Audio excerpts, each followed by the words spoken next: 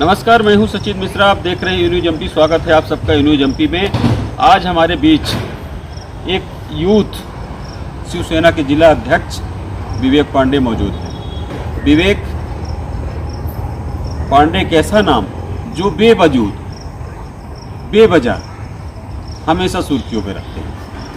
क्यों सुर्खियों में रहते हैं, क्या कारण, और आए दिन कुछ न कुछ इनकी हरकतें कहें या फिर इनकी सक्रियता कहें, आम जनों के बीच में, प्रशासन के बीच में बने रहते हैं। तो आइए सीधे आज उनसे मुखातिब होते हैं और विभिन्न पहलुओं पर, विभिन्न मुद्दों पर सीधे आज उनसे बात करते हैं। स्वागत है आपका यून्यूज एमपी में। शुक्रिया भाई साहब का। विवेक, मैं जानना चाहूँगा कि आपकी सक्रियता सीधी में क्या कारण है, क्यों सक्रियता बनी रहती है, और वो सक्रियता हम नहीं, आम जनों को भी आपकी सक्रियता समझ से परे लगती है। ना तो आपके यहाँ सत्ता है और ना आपकी पार्टी का यहाँ कोई वजूद है, फिर भी विवेक लोगों के आंख में किरकिरी बने रहती है। इसके पीछे का क्या कारण है? कहना चाहूँगा, एक किरकिरी लोगों की विचारधारा पर उतरना, यानी हम कह सकते हैं उन्हीं विचारधारा जो कहते हैं लोग कि हमारा वजूद या संघ का वजूद, किसी भी संघ का वजूद डायरेक्ट किसी आधार पर नहीं बन जाता। हम जिस संगठन से बिलोंग करते हैं, हमारे हिंदू हृदय सम्राट बाला साहब ठाकरे, शिवसेना की जब उन्होंने नींव भी डाली होगी तो उस टाइम भी कोई वजूद नहीं था। आज से 20 साल पहले बीजेपी की भी कोई वजूद खास नहीं थी। मध्य प्रदेश में 20-25 साल पहले आपने देखा होगा कुछ चंद लोग यहाँ रहे होंगे जो बीजेपी का झंडा लेकर चल रहे। वजूद हमारे कार्यों पर डिपेंड करता है। हम जनहित के लिए कितनी आवाज़ बुलंद करते हैं, आम जनमानस के अधिकारों के लिए कितना लड़ते हैं, ये हमारा व्यक्तित्व बलवान करता है और हमारा नेतृत्व बलवान करता है। कहीं ना कहीं मैं इसका वजूद मानता हूँ पार्टी का वजूद रहा। पार्टी का वजूद कार्यकर्ताओं से बनता है, ज़मीनी बुनियादी समस्याओं से बनता है। जो आज हमने देखा है, सीधी सीधी भी बहुत सारी ऐसी पार्टियाँ हैं जहाँ मैं कहूँ कि दिखावे के लिए छपास झपास की बातें कहें, दिखावे बस के लिए, आम जनमानस के लिए वो कितना खरे उतरते हैं आप भी देखते हैं। या उन्हें हिंदुत्व के नाम पर रैली निकालना हो, या फिर धर्म जाति समीकरण बनाना हो, या राजनीतिक प्रपंडे फैलाना हो, लेकिन ज़मीनी हकीकत अगर हम बात करेंगे, वो चाहे किसी भी प्रकार से सिस्टम पूरा खोखला है। आम जनमानस आज भी अपने मूल अधिकारों से वंचित, किसी भी प्रकार से उसका लाभ नहीं मिल रहा, दिखावे का काम चल रहा है। तो देखिए, मेरे को जहाँ तक मानना ये है कि मेरे साथ मैंने जितने भी आंदोलन किए हो, मैं विवादित रहा हूँ, तो कहीं ना कहीं अक्सर विवादित, यानी देश की आज़ादी से तो फिर भगत सिंह भी विवादित थे, चंद्रशेखर आज़ाद भी विवादित थे। आज भी उन्हें इतिहास में आतंकवादी का नाम दिया गया, कोई वजूद नहीं था, देश के लिए लड़े। हो सकता है हम जैसे नौजवान आज रहें या ना रहें, कल रहें या ना रहें, हो सकता है कुछ युवाओं के दिलों में जाग सके। हमें अपने कर्मों पर जीना चाहिए। ये जनता डिपेंड करती है, जनमानस डिपेंड करेगा, आगामी भविष्य तय करेगी कौन किसका कितना वजूद है, कौन कितना करता है। विवेक, कि जो आपके साथ यूथ की टोली दिखाई देती है, जी जी, हम जब देखते हैं, चाहे वो कलेक्ट्रेट का हो, कभी छोटे जो आपकी नुक्कड़ छोटे धरना प्रदर्शन होते रहते हैं, जी आए दिन कुछ न कुछ बातें आप लेके कलेक्ट्रेट का चक्कर लगाते रहते हैं। तो ये जो यूथ पीछे आपकी पूंछ की तरफ, हनुमान जी की जो पूंछ होती है, हाँ, जी जी, वो जो लगी रहती है आपके पीछे, हाँ। उसके पीछे क्या कारण है? वो यूथ आपके साथ क्यों?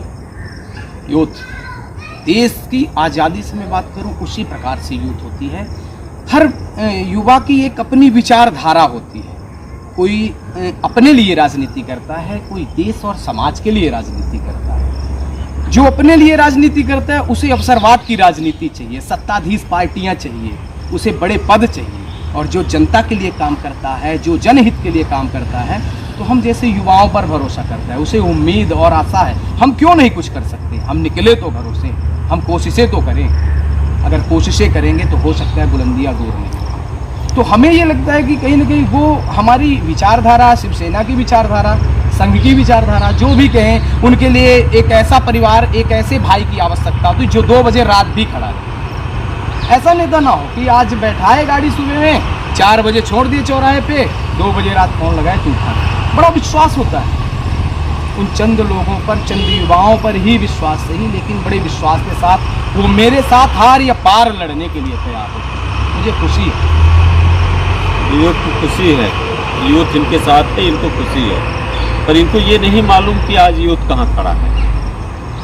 सीधी जिले का यूथ, अधिकांश यूथ आज अपने मुख्य रास्ते से, मुख्य धारा से भटकता दिखाई दे रहा है, और कहीं न कहीं उसके पीछे नशाखोरी, फोरेक्स, गांजा, शराब जैसे अवैध गतिविधियां ये कहीं न कहीं कारण बनती जा रही है।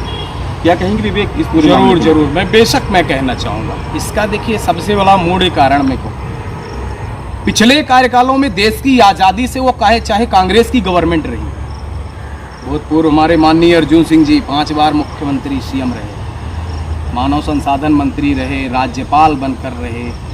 सीधी जिले की स्थिति हुई कि सिंगरौली विलय किया गया, सिंगरौली अलग हो गई, स्वराज सरकार आई।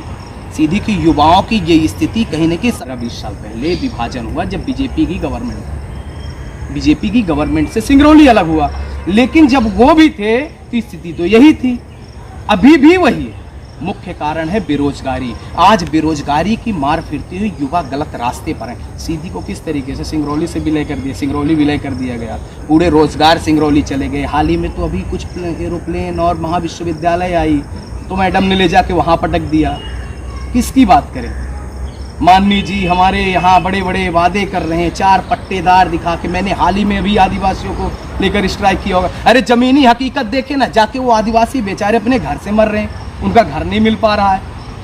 यही नौड़िया में, बगल में हम जहाँ खड़े हैं, देखिए 200 घर के आदिवासी होंगे, बेचारे मर रहे। आज 15 बार मैं लेके आया, जो अपने अधिकारों के लिए मुझे कई बार ज्ञापन पत्र शांति से देते हैं तो नहीं समझ में आता, जब लड़ाई लड़ते हैं तो मिलता है। रही बात युवाओं की बेरोजगारी, ये सारा सिस्टम मैं कहीं ना कहीं सत्ताधीशों को मानता हूं कि चुनाव आएगा तो युवाओं को सिर्फ कागजी प्रपंडा दिखाने के लिए नौकरियां मिलने लगेंगी, दिखावे का मिलेगा नहीं कुछ।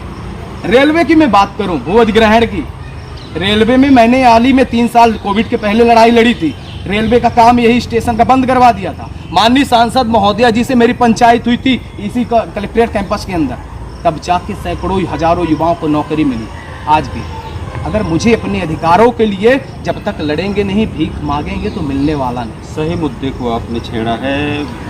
सीधी सिंगरौली रेलवे लाइन का मुद्दा है, भूअर्जन का मुद्दा है। भूअर्जन को लेकर क्या कहेंगे? सीधी और सिंगरौली में जो रेलवे के नाम पे भूअर्जन का काम किया गया है, क्या आप संतुष्ट हैं? क्या है उसकी वस्तुस्थिति? देखिए, बिल्कुल असंतुष्ट है। 2019 में जो मूल्यांकन किया गया भूअर्जन में, जिनकी भूमियाँ फंसी, उसमें भूमि स्वामियों को भूमि के साथ घर का भी मुआवजा दिया जा रहा था।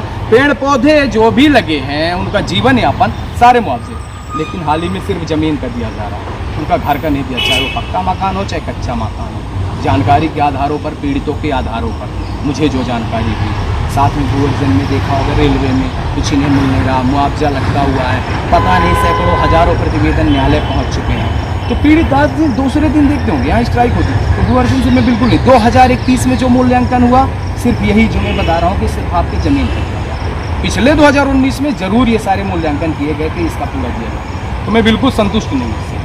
उचित पूर्वक भूमि स्वामियों को जो उनकी सुविधाएं जीवन यापन करते थे, उन सभी कीमतें देनी चाहिए सरकार को, प्लस जो युवाओं के रोजगार नौकरी के लिए कहा गया था वो मिलना चाहिए। उसके बाद आप लोग आए दिन आप जेल जाते हैं, क्या कारण? आदत सी पड़ गई है? बिल्कुल बेशक आदत सी पड़ गई है, और बड़ा अच्छा लगता है क्योंकि भगवान कृष्ण भी हमारे जन्म से ही जेल से थे। चंद्रशेखर आजाद हो, भगत सिंह, राजगुरु सुखदेव, अरे अपने अधिकारों के लिए हमें जेल एक बार नहीं 1000 बार जाना पड़े, हम तैयार हैं। हमें एमएलए एमपी का शौक नहीं है। ये जो है ना सत्ता के लिए डरते हैं, जेल मुकदमे, हमें गम नहीं। अरे आपको जितनी समय देखना हो, हमारे पार तैयार है। जेल से कोई गम नहीं। जेल किसके लिए? मर्दों नामर्दों। एक मर्द होता है जो समाज और राष्ट्र हित के लिए, धर्म हित के लिए लड़ता है। एक नामर्द होता है जो चौराहे में गरीबों को लूटता है। वो नामर्द होता है जो जेल जाता है। मेरे लिए अगर जनहित के लिए मैं जेल 1000 बार या लाख बार भी जाऊं तो मुझे कोई गम नहीं। जिन्हें सत्ता का लालच हो, जिन्हें सांसद और विधायक बनना, वो डरे जेल से, मुझे कोई खौफ नहीं। खुशी है 1000 बार जेल से ही जनहित के लिए अगर मैं जाता हूं, प्रशासन लगाते लगाए, मैं ज्ञापन देता हूं, आपको सुनवाई नहीं होती, मुझे ताला मारना पड़े, तो जनता की अदालत है, जनता का न्याय का मंदिर है। किसी का बाप की जागीर नहीं कि आपको जो पेमेंट मिलती है ना, वो जनता के टैक्स से मिलती है। एमएलए एमपी इधर के देने नहीं आते, और एमएलए एमपी भी बनते हैं जनता की तलवे चाट कर, बाद में ये मसीहा और भगवान बन जाते हैं। ये औकात बोलते हैं, और औकात दिखाने के लिए 1000 या लाख बार जाना पड़े, कोई गम नहीं, सलाम है ऐसी जेल। हम मानते हैं कि अभी आप राजनीति से गणेश हैं। जी जी आप बड़ी बड़ी बातें हम कहेंगे कि हाँ करें। जी, आप भी एक दिन हो सकता है उस मुकाम पे पहुँचे। बेशक मैं आपको आज इस न्यूज़ चैनल के माध्यम से, हमारे आदरणीय बड़े भाई साहब हैं, मैं आपको ऐलान करता हूं, और 1000 बार मैं जनता के बीच में ऐलान कर चुका हूं, ना तो मुझे सांसदीय चुनाव लड़ना है, ना तो विधायकी। मैं सिर्फ एक आंदोलनकारी के नाम से जाना जाऊं, वीर भगत सिंह, राजगुरु सुखदेव के पद चिन्हों पर चल के रहूं, इतना ही काफ़ी, मुझे चुनाव नहीं लड़ना। सीधे में आपकी कोई पसंद? सीधी में पसंद एक ही, जनहित के मुद्दे उठाना, समाज की जो गंभीर विषय है, जहाँ शोषित पीड़ित लोग हमारे ऊपर विश्वास करके आते हैं, उनके अधिकारों को दिलाना। ये देश के किसी भी क्षेत्र से भी आए, हम उनके लिए तत्पर तैयार रहेंगे। मेरा जीवन न्यौछावर इस समाज और राष्ट्र और धर्म रक्षा है। सीधे में आपकी पसंद का कोई नेता किसी भी दल का? किसी एक ऐसे नेता की बात करें जो खुद तो सीधे वो कुछ दिलवा नहीं सकते। मुझे ग्राउंड जीरो पे बात करूं, जो ज़मीनी हकीकत से उठ के आए हों, तो ग्राउंड जीरो में अगर छात्र राजनीति से बात करें, तो मैंने जो व्यक्तित्व की बात करें, तो पंडित केदारनाथ शुक्ला जी की कुछ अच्छी छवि रही इस मामले में, काफ़ी उन्होंने ग्राउंड जीरो में बनाया। फिर और बहुत सारे ऐसे हमारे बंधु हैं जिनका काफ़ी अच्छा, लगभग मेरे लिए सभी सम्मानजनक है, चाहे वो कांग्रेस के, भाजपा के हों, वो अपना दायित्व कर रहे हैं, अपना काम कर रहे हैं। तो ये थे आज हमारे बीच विवेक पांडे, जो शिवसेना के जिलाध्यक्ष हैं, और कहीं न कहीं जो इनकी मन की पीड़ा है, तो कहीं इनकी व्यक्तिगत कोई निजी पीड़ा नहीं है। जो हमने इनसे बातें सुनी है, हमने इनसे चर्चा की है, तो चर्चा के बाद जो तथ्य सामने उभर के आए हैं, तो कहीं न कहीं जनहितैषी मुद्दे हैं, जनहितैषी पीड़ा है, जनहितैषी समस्याएं हैं। और इनकी जो यूथ की टीम है, जो इनके साथ लोग संघर्ष कर रहे हैं, तो आने वाला भविष्य कुछ नया इतिहास रचेगा, इतिहास रचेगा, इतिहास रचेगा। तो बस आज के लिए इतना ही। बहुत बहुत धन्यवाद।